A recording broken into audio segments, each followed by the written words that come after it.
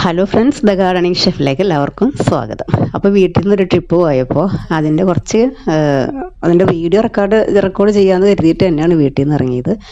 പക്ഷേ ഇതിപ്പോൾ ഞാൻ ബ്രേക്ക്ഫാസ്റ്റ് കഴിക്കാൻ വേണ്ടിയിട്ട് റെസ്റ്റോറൻറ്റിൽ കയറി ബ്രേക്ക്ഫാസ്റ്റൊക്കെ കഴിഞ്ഞ് പിന്നെ സത്യം പറഞ്ഞാൽ ഈ വീഡിയോ റെക്കോർഡ് ചെയ്യുന്ന കാര്യം ഓർത്തില്ല. അവരെല്ലാവരും കൂടി ഉണ്ടായിട്ടുള്ള ഒരു എൻജോയ്മെൻറ്റിൽ പിന്നെ കുറച്ച് കഴിഞ്ഞപ്പോഴാണ് വീഡിയോനെ കുറിച്ചൊക്കെ ചിന്തിക്കണത്. അപ്പോൾ ആ ഒരു ടച്ച് വിട്ടുപോയല്ലോ എന്ന് കരുതി പിന്നെ കൂടുതലൊന്നും ഞാൻ യാത്രേനെ കുറിച്ച് ഒന്നും റെക്കോർഡ് ചെയ്തിട്ടില്ല. ഈ ഒരു റെസ്റ്റോറൻറ്റിൽ വെച്ച് ബ്രേക്ക്ഫാസ്റ്റ് കഴിച്ചതോടുകൂടി ഞങ്ങളുടെ ട്രിപ്പ് വീഡിയോ ആയിട്ട് വരുന്നത് ഇവിടെ അവസാനിക്കുകയാണ് കേട്ടോ. കാരണം പിന്നീട് ഒന്നും എനിക്ക് ഷൂട്ട് ചെയ്യാൻ കഴിഞ്ഞില്ല. അപ്പോൾ ഞാൻ അതിൻ്റെ ക്ലിപ്പിങ്സ് എന്തായാലും കുറച്ച് കയ്യിലുണ്ടല്ലോ എന്ന് കരുതി വെറുതെ ഒരു റെസിപ്പി കൂടി ഇതിലേക്ക് ആഡ് ചെയ്യുന്നുണ്ട്. അപ്പോൾ ഇതുപോലെ നമ്മൾ വള്ളിപ്പയർ, അച്ചിങ്ങാപ്പയർ എന്നൊക്കെ പറയുന്ന ഈ നീളൻ പയർ വാങ്ങുന്ന സമയത്ത് ഇതുപോലെ നന്നായിട്ട് കട്ട് ചെയ്ത് വെക്കുക.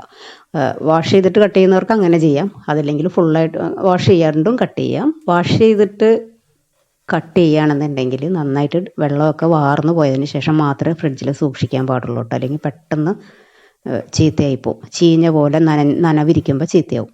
നമ്മൾ ഈ കട്ടിംഗ് ബോർഡിൽ വെച്ച് കട്ട് ചെയ്യുന്ന സമയത്ത് ഇതുപോലെ ഒരു വലിയ താലം, ഒരു ഓവൽ ഷേപ്പോ റൗണ്ട് ഷേപ്പോ ഏതിലായാലും വച്ചിട്ട് ഇതുപോലെ കട്ട് ചെയ്യണമെങ്കിൽ പെട്ടെന്ന് നമുക്കിതിലേക്ക് തട്ടി ഇടാൻ പറ്റും. അതല്ലെങ്കിൽ ഈ പയറൊക്കെ കട്ട് ചെയ്യുന്ന സമയത്ത് ഉരുണ്ടൊക്കെ താഴെ പോകും, അതിൽ ഫില്ലായി കഴിഞ്ഞാൽ പിന്നെ മാറ്റാൻ ബുദ്ധിമുട്ടാണ്. അപ്പോൾ അതെല്ലാം കട്ട് ചെയ്തിട്ട് നമുക്ക് ആവശ്യത്തിന് എടുത്തിട്ട് ബാക്കിയുള്ളത് ഫ്രിഡ്ജിലേക്ക് സ്റ്റോർ ചെയ്ത് വെക്കാം. അപ്പോൾ കുറച്ച് വറ്റൽമുളകും സവാളയും പിന്നെ കുറച്ച് കൊച്ചുള്ളിയും കൂടി ചേർത്തിട്ടുണ്ട്. എല്ലാം കൂടി ഒന്ന് ചതച്ചെടുക്കുക. വറ്റൽമുളക് ആദ്യം ഒന്ന് ക്രഷ് ചെയ്തതിന് ശേഷം മാത്രം സവാള ചേർത്ത് കൊടുക്കുക. പിന്നെ കുറച്ച് കറിവേപ്പിലയും കൂടി ചേർത്താൽ നല്ലതാണ്. അതെല്ലാം കൂടി ഒന്ന് ചതച്ചെടുക്കുക. ഇങ്ങനെ ചതച്ചെടുത്തതിന് ശേഷം തോരനൊക്കെ മെഴുക്കുവരട്ടിയൊക്കെ ചെയ്യുമ്പോൾ നല്ല ടേസ്റ്റ് ആയിരിക്കും കേട്ടോ. സവാള അരിഞ്ഞിട്ടിട്ട് മുളക് പൊടിയൊക്കെ ചേർക്കുന്നതിനേക്കാളും ടേസ്റ്റ് എപ്പോഴും ഇങ്ങനെ തന്നെയാണ്. പിന്നെ ബുദ്ധിമുട്ട് ഓർത്തിട്ട് നമ്മൾ പെട്ടെന്ന് അങ്ങനെയൊക്കെ ചെയ്യും. അപ്പോൾ കുക്കറിൽ ചെയ്തെടുക്കുക കേട്ടോ. എളുപ്പത്തിൽ ഞാൻ കുക്കറിൽ ചെയ്യാറുണ്ട്. ചീരത്തോരൻ ഒഴികെ ബാക്കി എല്ലാവരും ഞാൻ കുക്കറിൽ തന്നെയാണ് മിക്കപ്പോഴും ചെയ്യാറ്. കടുക് ഇട്ടിട്ടുണ്ട്. കടുക് പൊട്ടി വരുമ്പോൾ ഈ ചതച്ചതും പിന്നെ വേണമെങ്കിൽ മാത്രം ഇത്തിരി മഞ്ഞൾപ്പൊടി ചേർത്ത് കൊടുക്കുക. നന്നായിട്ടൊന്ന് മൂത്ത് വരുമ്പോൾ ഇതുപോലെ കഴുകി വെള്ളം നന്നായിട്ട് വാർന്നു പോയതിന് ശേഷം ചേർത്ത് കൊടുക്കുക. ഒന്നിച്ച് ചേർത്തിട്ട് മിക്സ് ചെയ്യുന്നതിനേക്കാളും 2 പിടി ചേർത്തിട്ട് ഇതേപോലെ നന്നായിട്ട് എല്ലാം കൂടി യോജിപ്പിച്ചെടുക്കുക. അപ്പോഴേക്കും അതിലെന്തെങ്കിലും ഇത്തിരി വെള്ളമൊക്കെ ഉണ്ടെങ്കിൽ അത് അങ്ങോട്ട് വറ്റിപ്പോയിക്കോളും. പിന്നെ ബാക്കിയുള്ളതും കൂടി ചേർത്ത് ആവശ്യത്തിന് ഉപ്പും ചേർത്തിട്ട് ഇതേപോലെ വിസിലങ്ങ് വരാറാകുമ്പോൾ അങ്ങ് തട്ടിട്ട് കൊടുത്തിട്ട് ഗ്യാസ് ഓഫ് ആക്കാം. ഇത്രയും മാത്രം മതി.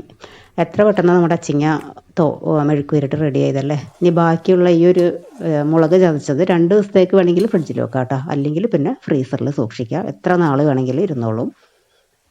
ഇപ്പോൾ ഇതേ തുറന്ന് നോക്കിയപ്പോൾ ഒരു തുള്ളി പോലും വെള്ളമില്ലാണ്ട് നല്ല പെർഫെക്റ്റായിട്ട് അച്ചിങ്ങ തോരനല്ല, തോരൻ എന്ന് പറയുമ്പോൾ ഇത്തിരി തേങ്ങ ചേർക്കണം. ഇത് മെഴുക്കുവരട്ടി റെഡി ആയിട്ടുണ്ട്.